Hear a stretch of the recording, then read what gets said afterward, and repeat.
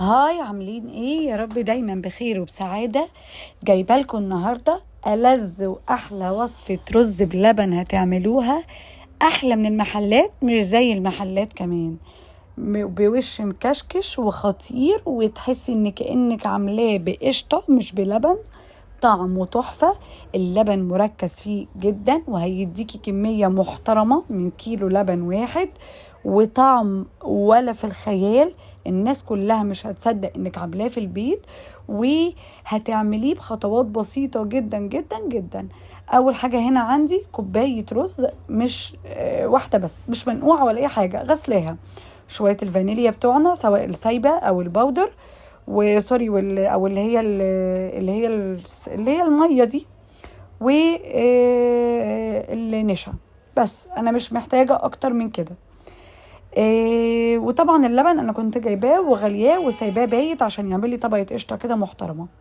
الرز انا هاخد كوبايه واحده بس، وهغسلها كويس جدا، مش هعمل اي حاجه تانية. واللبن انا غلياه من قبلها بيوم وعامل لي طبقه القشطه المحترمه. انا بحب اللبن البلدي بتاع اللبان علشان ما فيهوش مواد حافظه. هبدا اسخن اللبن، وهتلاقي اول ما سخن طبقه القشطه دي دابت فيه. بصوا بقى اهي طبقه القشطه بدات تدوب، لان انا حطاها كده على النار. اتفرجي بقى على جمال وحلاوه الرز بلبن اما تحطي الرز فيه وهو بيتسلق. حطيت هنا نقطه ملح، يعني ذره كده صغننه، بس بتظبط لي طعم الاكله. وهنا كوبايه الرز اللي انا غسلاها حطيتها اول ما اللبن بدا يسخن. كوبايه رز واحده بس على كيلو اللبن، وكيلو اللبن انا زودته حوالي كوبايه او كوبايه ونص ميه، انا مش كتير. بصوا بقى انا هعمل ايه اول ما تبدا الميه تغلي كده. هي مع اللبن هوطي عليها. خطوات سهله وسريعه وبسيطه. شويه اللبن مع الميه، مش كتير طبعا، وكوبايه الرز وذره الملح. انا ما عملتش اي حاجه تانية. واللبن هنا اول ما لقيته بدأ يسخن جامد، وطيت النار عليه خالص كأنك بتعملي رز عادي جدا.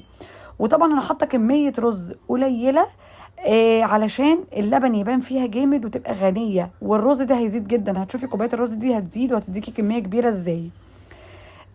هوطي زي ما قلت لكم وهسيبه يستوي حوالي تلت ساعه. وبعد كده 5 دقايق هروح حطاله السكر بتاعي والفانيليا. انا حطيت باكت فانيليا واحد، وحطيت يعني نص كوبايه سكر، وهنا معلقه فانيليا مدوباها في شويه ميه وحطيتها. وما كملش كتير، طبعا انت بتتابعي سوى الرز، ما كملش كتير خالص معايا. وزي ما انتوا شايفين لقيته استوى، فضيته في اطباق وحطيت عليه الزبيب على الوش. صدقوني يعني خطير. انا طبعا هنا كان لسه سخن، استني هتشوفي بقى لما هيبرد هيبقى لذيذ ازاي.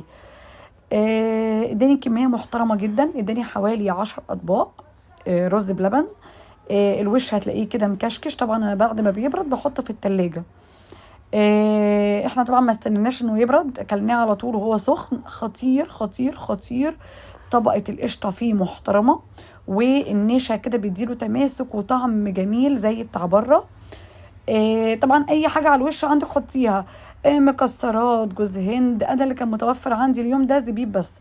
عندك سوداني مجروش، اي حاجه بتحبيها حطيها على الوش، حتى لو كريز يعني. صدقوني احلى والذ وانجح واسرع نتيجه رز بلبن هتعمليها في حياتك.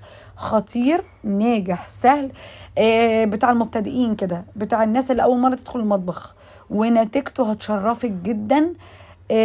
مش متعب وسهل. وبصوا اتفرجوا على المعلقه كده وانا بغرفها، تحسوا ان المعلقه غنيه كده. مش رز بلبن صايد كده وبايظ ومي مي، لا بصوا غنيه، معلقه غنيه. يا رب تكون الوصفه عجبتكم. عايزاكم كلكم تعملوها وتقولوا رايكم في الكومنتات بعد ما تجربوها.